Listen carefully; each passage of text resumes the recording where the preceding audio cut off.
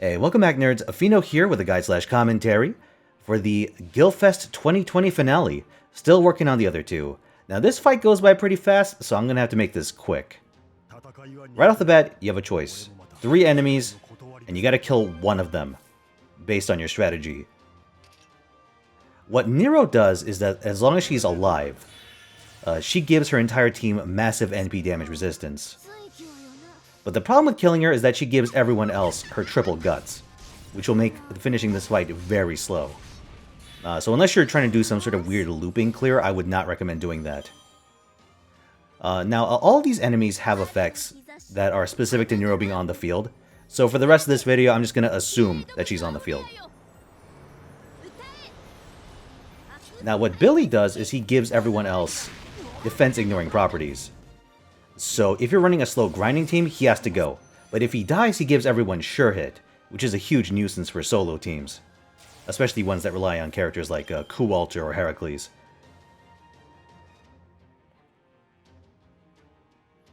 So leave him for later, if you're running that sort of team like I am in this video. Well, actually, that's not entirely true. Here I actually have to kill Billy. That's an Ibaraki thing. I'm running Ibaraki for memes, by the way. She's not a great servant for this fight, but you could do this fight with pretty much anyone who can generate a Buster Brave chain, and preferably be a Berserker. Like, there are videos of people using Darius and Kiyohime and stuff. So I'm just doing this for memes. But yeah. So unless you're running Ibaraki or something, you try to keep Billy alive as long as you can. Now, what Paul Bunyan does is when she's on the field, she negates all of your offensive buffs. And when she dies, she purges all of your defensive buffs. So killing her on turn 1 is imperative for any sort of high DPS solo team. So Bunyan goes first. And if you can't finish her off, she'll heal like 30k every turn, so you don't want to leave her alive. Now, the next servant to enter is Anne and Mary. They have permanent enmity and a massive crit chance buff. But if you kill them, they cripple your defense and reduce your health. Now, you may have noticed from this video that every time I kill someone that isn't Nero Bride, Nero gains full NP. You're gonna just have to parry those thrusts with taunters and invulns and stuff like that. And it's worth noting that these NPs hit extremely hard, so it is absolutely worth not taking direct damage from one.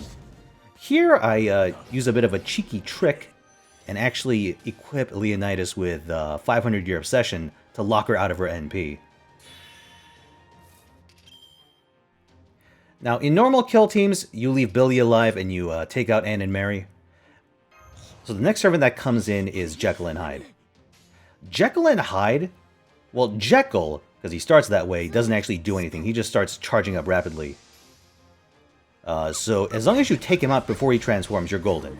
If he transforms and then you kill him as Hyde, your attack gets crippled for 5 turns. Very, very bad for a solo.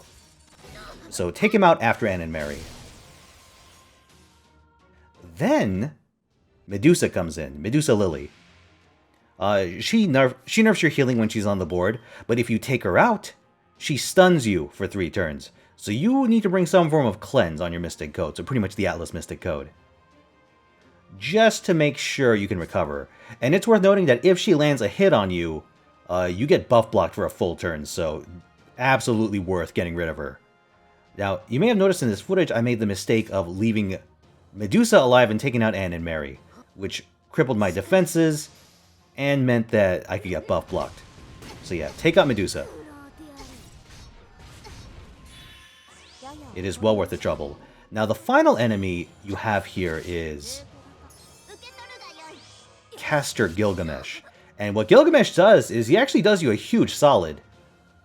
Now, he gives everyone additional crit chance while nerfing your crit damage. That, and he also gives Nero additional attack, and himself as well, so they both get additional attack. However, it removes Nero's NP damage shield.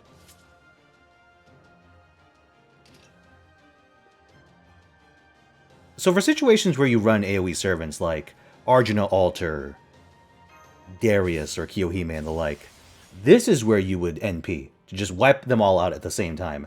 Now it is worth noting that you really, really have to kill them all at once if you're going to do this. Because remember, if Nero dies, if Nero is not the last servant to die, she gives everyone triple guts. And if Gilgamesh dies, he heals everyone on the board, both allies and enemies, to full. And you do not want Nero to heal to full. Not with an AoE clear. With a single target, though, you can just take out Gilgamesh and the other servant, Ann and Mary, likely at this point. Ann and Mary for me, Billy the Kid for most of you. And then finish off Nero. Again, it might take a few resets just to get good hand RNG against Paul Bunyan. But once you get your main attacker on the field alone, it's actually fairly straightforward.